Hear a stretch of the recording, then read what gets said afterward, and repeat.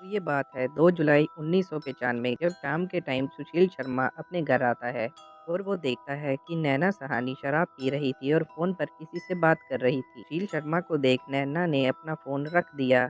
जब सुशील ने पूछा किसका फ़ोन था, नैना ने कहा कुछ नहीं, वो रॉन्ग नंबर था और उठकर किचन में चली गई। सुशील शर्मा को उस पर शक होता है। सुशील शर्मा उस नंबर को रीडायल करता है और आगे से मतलूब करीम फ़ोन उठाता है। जो कि सुशील शर्मा उसको पहले से जानता था, इसलिए वो उसकी आवाज़ पहचान लेता है और इस बात को लेकर सुशील शर्मा और नैना सहानी दोनों के बीच में काफ़ी बहस होती है और ये बहस धीरे-धीरे इधर सुशील शर्मा का गुस्सा आसमान छूने लगता है। फिर वो अपनी लाइसेंसी पिस्टल निकालता है और लगातार 3 फायर करता है नैना के ऊपर। पहली गोली साइड से निकलकर दीवार पर जा लगती है, लेकिन दूसरी गोली सीधा नैना की गर्दन में लगती है और तीसरी गोली सीधा उसके सर में और गर्दन में गोली लगने की वजह से नैना सहानी की on the spot he death हो जाती है। और ये सब सुशील शर्मा से गुस्से में होता है और जैसे ही उसका गुस्सा थोड़ा ठंडा होता है तो फिर उसे रियलाइज़ होता है कि ये उसने बहुत बड़ी गलती कर दी है। फिर वो अपने गुनाह को छुपाने के लिए नैना सहानी की लाश को बड़े से पॉलीथीन में डालता है और घर में जो भी खून फैला होता है उसे साफ करता है। और वो आस-पास देखता है, जैसे उसे रास्ता खाली मिलता है, वो बाहर आता है नैना की लाश को लेकर और अपनी मारुति सुजुकी 800 कार की डिक्की में रखता है और दिल्ली की सड़कों पर निकल पड़ता है। उसे कुछ समझ नहीं आ रहा था कि वो क्या करे और वो यमुना नदी की ओर चल देता है। लेकिन उसको यमुना नदी के ऊपर जो पुल है, उस पर सन्नाटा ना मिलने के कारण वो अपनी इरादा बदल देता है। और गाड़ी सीधा सीपी में स्थित बगिया रेस्टोरेंट ले जाता है और बगिया रेस्टोरेंट को सुशील शर्मा ही चलाता था। तब समय होता है रात के 10:30 और वहाँ का जो मैनेजर था केशव कुमार, जो कि सुशील शर्मा का काफ़ी ख़ास था और उसका पुराना दोस्त भी था। और उससे सुशील शर्मा जाकर कहता है कि रेस्टोरेंट को अभी बंद कर दो और केशव कहता है कि अभी खाना पड़ा है, अभी कैसे बंद करें? लेकिन सुशील शर्मा कहता है कि जो मैं कह रहा हूँ वही करो, रेस्टोरेंट बंद करो और जो लोग खाना खा रहे हैं उन्हें खाने दो और जो नया कस्टमर आए उसे कह दो कि खाना खत्म हो गया है।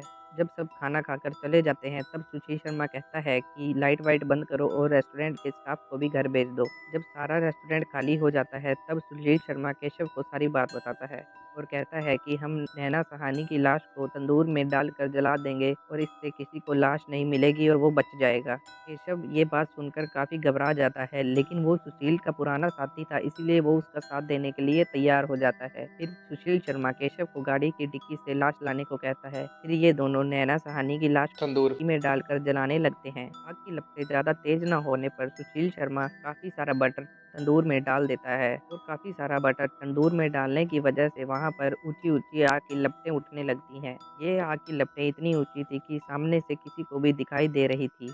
और रेस्टोरेंट के बाहर फुटपाथ पर एक सब्जी वाली जिसका नाम अनारो देवी था, वह देख लेती है और उसे लगता है कि रेस्टोरेंट में आग लग गई है और वह ज़ोर-ज़ोर से चिल्लाने लगती है, आग, आग, आग।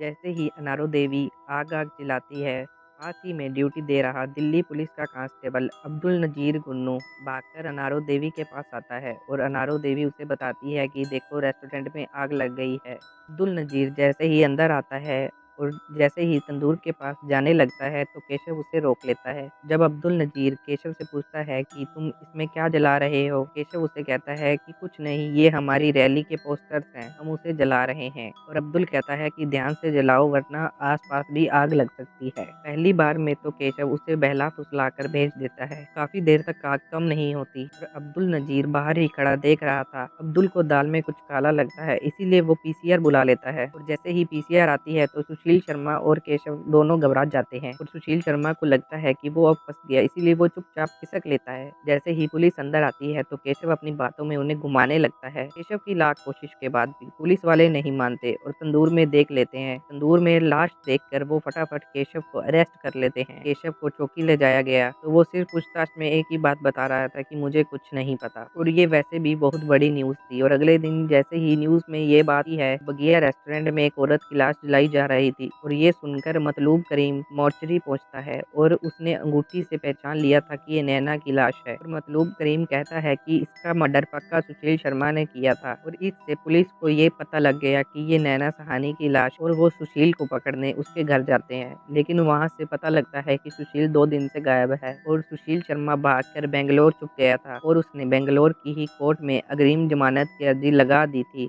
और इस बात का पता दिल्ली पुलिस को लग गया और 10 जुलाई को जैसे ही सुशील शर्मा अग्रिम जमानत लेने कोर्ट पहुंचने वाला था, तभी दिल्ली पुलिस ने उसे धर दबोचा। सुशील शर्मा को दिल्ली ले जाया गया और उसने पूछताछ में सब कुछ उगल दिया और उसके बाद सुशील शर्मा को 20 साल की कैद हुई और केशव को उसका साथ देने के लिए 7 साल। अब फिलहाल सुशील शर्मा बाहर है। वीडियो को देखने के लिए आपका बहुत धन्यवाद। आप हमारा हौसला बढ़ाने के लिए वीडियो को लाइक करें और चैनल को सब्सक्राइब कर दें। धन्यवाद।